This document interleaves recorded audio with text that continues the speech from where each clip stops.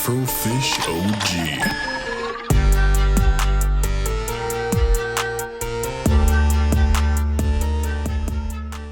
Well, if you saw the thumbnail, you know exactly what we're getting into today. Today, we are talking about my top 5 Ratchet & Clank Rift Apart weapons. Now, just remember, this is my opinion on these weapons. You might have different ones, and that's totally okay. Now, with all that out of the way, let's start off with a couple honorable mentions.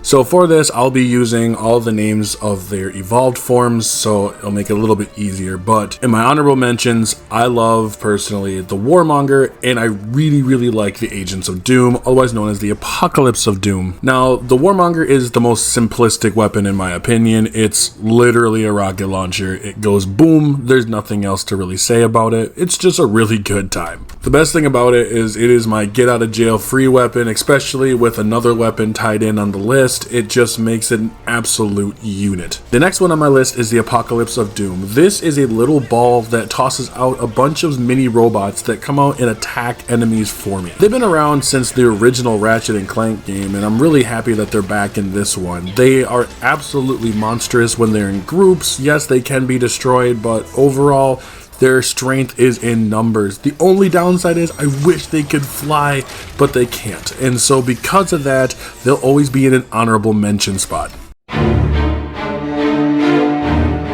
So number 5 on my list is the large Negatron Collider. Now this gun is, you get this fairly early on, but this gun is really good in my opinion, especially all maxed up and leveled up.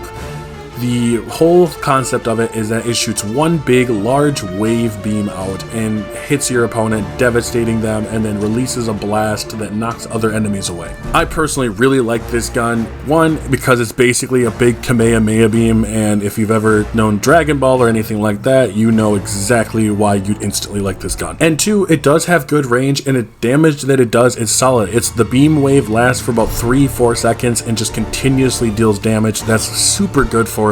Overall, while this isn't my favorite gun, I tend to use this one just a lot because I love the aesthetic of it.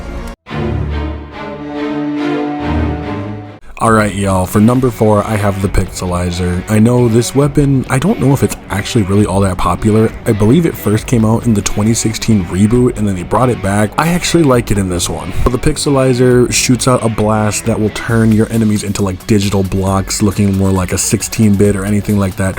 It's pretty cool, I'm not gonna lie. I can't sit here and lie that it's actually a pretty cool weapon, but I did not like it in the 2016 version. Also, I have a huge bias in the 2016 version, but I did enjoy it in this one. Upgraded, it is fairly powerful. It's not the most powerful gun, but I'm not gonna lie, I enjoy it. Number 3 on my list was the Cold Front. Now this was going to be the Toxiari Sprinkler, but I decided to actually go with the Cold Front because I overall think the Cold Front is an even better weapon. If you would have told me originally on my first playthrough, I probably would have said the Toxiari Sprinkler, but after playing the game and like numerous new game pluses, I come to find out that the Cold Front might be the best weapon in the game. It launches a ball of pure cold that hits the ground and covers the area in almost like a hazy mist. Anything in that mist or around it will get coated in ice. All your enemies will get covered in ice, and you can run up and end up hitting the enemies. It will not only deal damage and shatter them, but spikes will come out and end up hitting other enemies, giving this whole like mass explosion. When you are crowded by enemies, using this weapon is almost like setting off a bunch of icy fireworks. Just sit back and watch the magic. Executioner, and this weapon is purely up close and personal. The Executioner has 4 shots, launches 4 shots out when it's fully upgraded, and it is an absolute monster to deal with if you who are on the receiving end of this. One of the cool things about Ratchet & Clank Rift Apart is how the DualSense system works with the PS5. Now with the PS5 controllers, you can either shoot a half shot or a full shot. On a half shot, you'll only shoot about 1 to 2 bullets. However, on a full shot, you'll end up shooting 4. And I don't think I need to tell you that 4 shots are better than 2.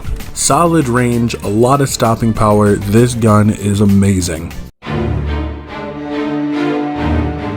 Now, number 1 is the Black Hole Vortex, and if anyone thought this would be different, well, you're wrong. This gun to me is by far the most fun weapon to use in the game. What can you not say about a machine gun? You press the right trigger halfway in order to rev it up, and then you fully unleash everything when you fully pull that trigger down. The gun itself, it fires just multiple bullets. You're sitting at about almost 500, and you'll just pelt your opponent, leading up to a mass explosion where they get sucked into a black hole, and it is satisfying every single time. Match this weapon with the sprinkler or the cold front, and by far it is the most satisfying weapon to use. And with that, the Black Hole Vortex deserves its place at number 1. Now, what did you guys think of my list? Comment below, let me know. I had a really hard time picking. I really wanted to include the bouncer. I actually don't mind the buzz blades, despite how disappointing they really are. There's a few weapons I still wanted to include that I didn't get a chance to, but overall, I'm still pretty happy with this. Be sure to follow all my links down on my other social media pages. And with all that said, I'm Taylor from AfrofishOG, and I will catch you all in the next one.